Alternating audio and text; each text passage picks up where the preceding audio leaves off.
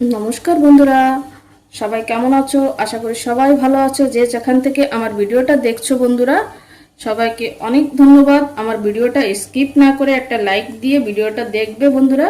আজকে একটা নতুন রেসিপি নিয়ে চলে আসলাম। ব্রোকলির একটা রেসিপি তৈরি করব, তো তোমাদেরকে আমি এটা শেয়ার করব বন্ধুরা। দেখতে থাকো, তোমরা ভিডিওটা স্কিপ করবে না, ফুল ওয়াচ করো ভিডিওটা। যদি ভিডিওটা ভালো লাগে লাইক কমেন্ট সাবস্ক্রাইব করে ভিডিওটাকে শেয়ার করে আমার পাশে থাকবে বন্ধুরা। বন্ধুরা দেখো, বন্ধুরা কেটে নিয়েছি আমি ব্রোকলিটা। তো কেমন লাগছে বন্ধুরা ভালো করে দেখো। এটাকে এখন আমি গরম জলে, হালকা গুনগুনা গরম জলে আমি এটাকে ধুয়ে নেব। দেখো বন্ধুরা, আমি হালকা গুনগুনা গরম জল নিয়ে নিয়েছি। ব্রোকলির জন্য বেশি গরম জল দরকার নেই, হালকা গুনগুনা গরম জল হলেই হবে। তো এটাকে আমি এখন গরম জলে ধুয়ে নেব। পোকামাকড় থাকে কলির ভিতরে, তো এটাকে ভালো করে ধুয়ে নেবে তোমরাও বন্ধুরা। পোকামাকড়গুলো যেগুলো থাকে বেরিয়ে যাবে। তো তোমরা যদি ভালো করে এরকম আমার মতন ধুয়ে নেবে। আর যদি না ধুও তো তোমাদের অপশন আছে, তোমরা যেটা খুশি ঠান্ডা নর্মাল জল দিয়েও ধুতে পারো, কোনো অসুবিধা নেই। তো আমি তো চাবো যে গরম জলেই ধোবো, কি পোকা থাকে ভিতরে। যেরকম ফুলকপির ভিতরে পোকা থাকে, সেরকম ব্রোকলির ভিতরেও পোকা থাকে অনেক সময়। 200 গ্রাম পনির নিয়ে নিয়েছি। এখন ওই পনিরটাকে পিস করে নেব। তো তোমরা দেখতে থাকো বন্ধুরা। দেখো বন্ধুরা, পনির কেটে নিয়েছি। ব্রোকলির রেসিপিটা তৈরি করব। এখন কড়াইতে দিয়ে দিলাম তেল, সাদা তেল ইউজ করলাম আমি। সবার প্রথমে পনিরটাকে ফ্রাই করে নেব একটু হালকা।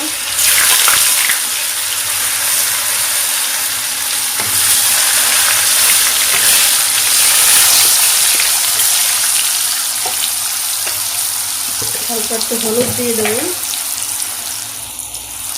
কালারের জন্য বন্ধুরা। মার্কেট থেকে পনির আনিয়েছি, আমাদের এখানকার অত ভালো পনির পাওয়া যায় না। তো যেটাই পেয়েছি নিয়েছি আমি পনিরটা। এখন আমার পনিরটা ভাজা হয়ে গেছে, প্রায় হালকা লালচে কালার করে নিয়েছি। তো এখন এটাকে তুলে নেবো বন্ধুরা। দেখতে থাকো তোমরা ভিডিওটা, আমি কী করে ব্রোকলি রেসিপিটা তৈরি করি। তো এখন মাশরুম ফ্রাই করে নেব। আমি ব্রোকলির সঙ্গেই অ্যাড করব মাশরুমটাও। তোমরা যদি চাও মাশরুম আর পনিরটা অ্যাড করতে পারো, আর নর্মালও বানাতে পারো। তো আমি এটা অ্যাড করব।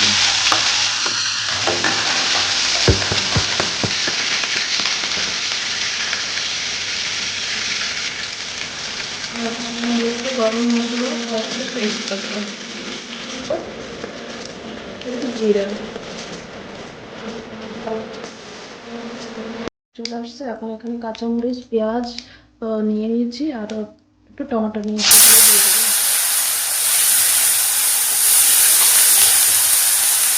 এখানে আমার পেঁয়াজ টমেটো কাঁচামরিচ একটু হালকা লালচে করা হয়ে গেছে। দেখতে পেয়েছি আমি ব্রোকলিটা কিন্তু আগে থাকতে ভাজিনি। এখন এটাকে হালকা কড়াইতে দিয়ে ভেজে নেবো। আমি মশলার সঙ্গে ভাজবো, যাতে ব্রোকলিটা যাতে বেশি না পাকে। এটাকে বেশি রান্না করা যাবে না, নর্মাল রান্না করতে হবে। ব্রোকলি অনেক সফট থাকে, তাই বেশি রান্না করা যাবে না।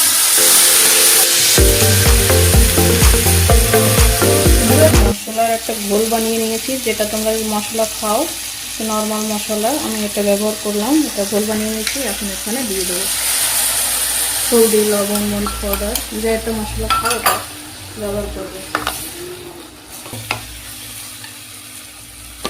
এটাকে এখন ভালো করে মিক্স করে নেব। দেখতে থাকো বন্ধুরা।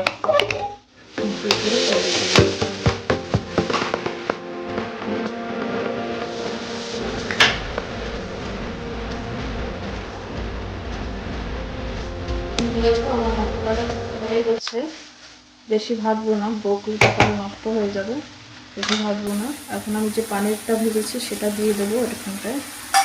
এবার মাশরুমটা যে ভেজে রেখেছি আমি মাশরুমও অ্যাড করে দিয়েছি। এটাকে হালকা একটু নেড়ে নেবো। দেখতে থাকো। এখন আমি 1 বাটি জল ইউজ করলাম, বেশি না, অল্প একটু 1 বাটি জল ইউজ করলাম।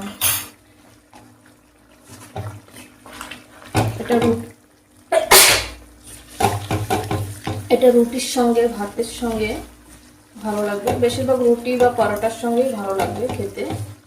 তো আমি ব্রোকলির গ্রেভি হিসেবে তৈরি করছি। গ্রেভিটা।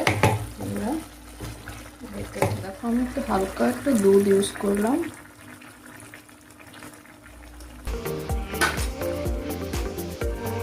2 মিনিট পর ফেরত আসলাম বন্ধুরা। দেখো আমার রেসিপিটা, আমার ব্রোকলি রেডি হয়ে গেছে। এখন এটাতে ফ্রেশ ক্রিম অ্যাড করে নামিয়ে দেবো। দেখো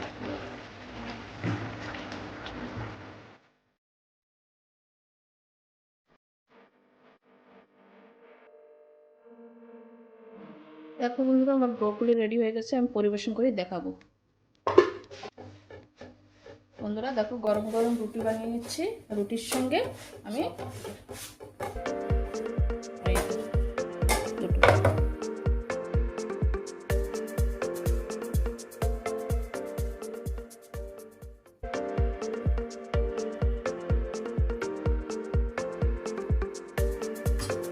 দেখো বন্ধুরা, আমি গরম গরম রুটির সঙ্গে ব্রোকলির সবজিটা নিয়ে নিয়েছি।